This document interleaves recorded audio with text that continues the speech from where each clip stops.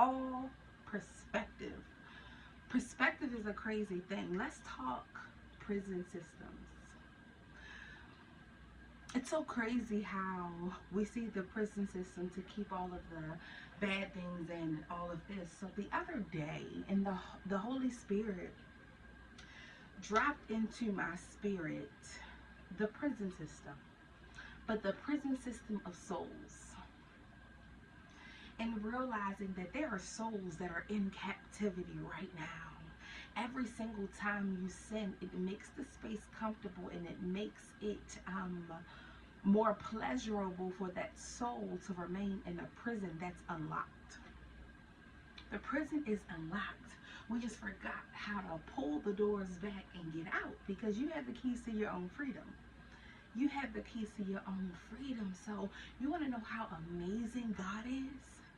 How amazing God is that He sent a deliverer. He sent a deliverer. And that sounds crazy. It sounds crazy until you realize that you can ask for help. But you're only going to ask for help when you want to get out, when your soul gets suffocated. But your soul only gets suffocated if you starve your flesh.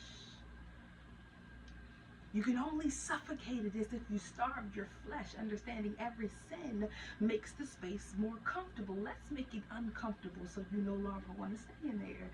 And how do you make it uncomfortable? You starve your flesh. And in starving your flesh, the only thing that you can call out for is a deliverer, because I need help. I'm too weak to move on my own, but it's in your weakness that His strength is made perfect. Perfect. Crazy, right? Crazy. It's so simple, but it's crazy.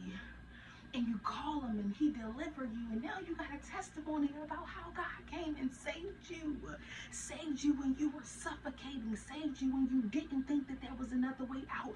And the pain and the frustration and the hurt and the turmoil made you feel like you wanted to die, and He saved you. And now you out. So now you have to walk past all these other prisoners and exclaim the gospel. Explain the gospel. Let them know how Jesus can save you too. Jesus can save you too. All you got to do is believe. All you got to do is call out. All you have to do is ask for Him to come in. And hey, new life, new creature. New life, new creature. But here we are. Here we are at this beautiful crossroad of realizing my soul is imprisoned to the ways of this world. And the only way I'm going to get out this prison is if I surrender. And you want to know the beautiful thing about those locked doors? The beautiful thing about those, unlocked doors, locked in our mentality, but completely unlocked. All you got to do is pull it back. When Jesus comes, He ain't just about to open the gate. He's going to say, hey, now what you need to do is open your hands. Reach out in front of you. Grab the bars, lean to the left, and if it doesn't work, lean to the left again. And if it doesn't work, put your foot back and become a little bit more stable and pull. And this is where your faith is tested. Faith the size of a mustard seed. The mustard seed is that call. The mustard seed is that call, but we are prisoners. And don't even have to be. Don't even have to be. And it goes a little bit deeper, right? It goes a little bit deeper because the guards that are keeping you in prison, the frustration, the depression, the anger, the people, the naysayers, the gossip, all of those things that are keeping you in prison don't even have the same authority you have. So when you step out of that prison, you can say, get thee behind me, Satan. You can say, get thee behind me, Satan. I can do all things through Christ who strengthens me. There are no limits on me.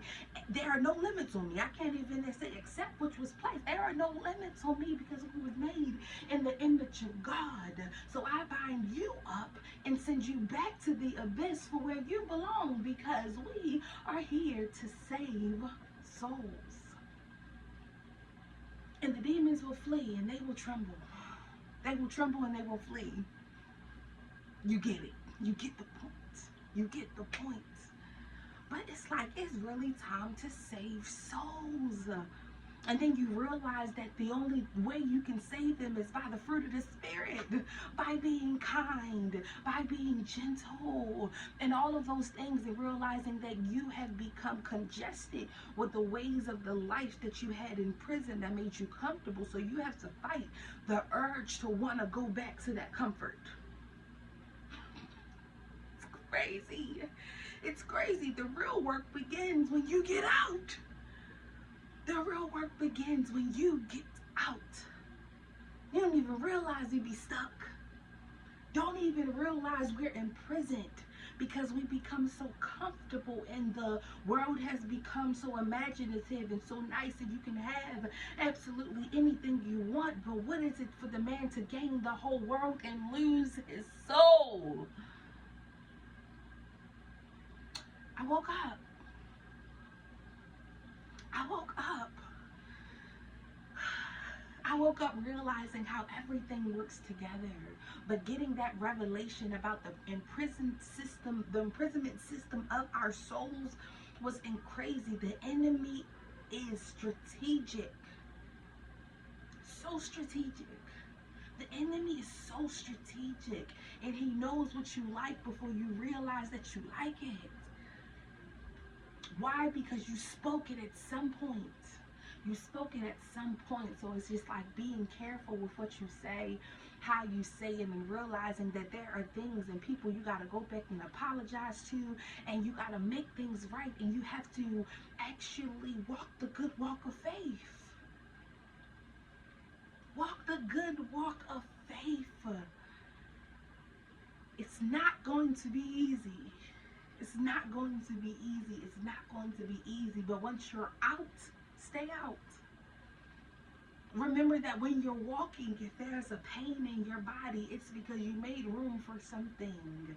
And it might be that unforgiveness. Somebody tripped you a few rows back, and now you're upset that they tripped you. So you're holding that anger in your body, and it turns into pain.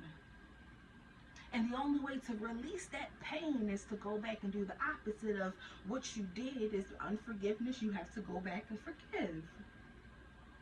Go back and forgive. And release that. The minute you release the unforgiveness, you release the pain attached. You release the pain attached. Prisoners, prisoners, prisoners. We're holding on to things that have nothing to do with anything. We're holding on to feelings and emotions about things that passed and things that are not going to help you save another soul. If it ain't going to help you save another soul, what are we doing? What are we doing? If it's not helping save another soul, what are we doing? If someone is confused in the midst of what it is that, and in the midst of how it is that you were operating, what are you doing? What are you doing? What are you doing? What are we doing? What are we doing? Prisoners. Prisoners. Prisoners. Episode 1001.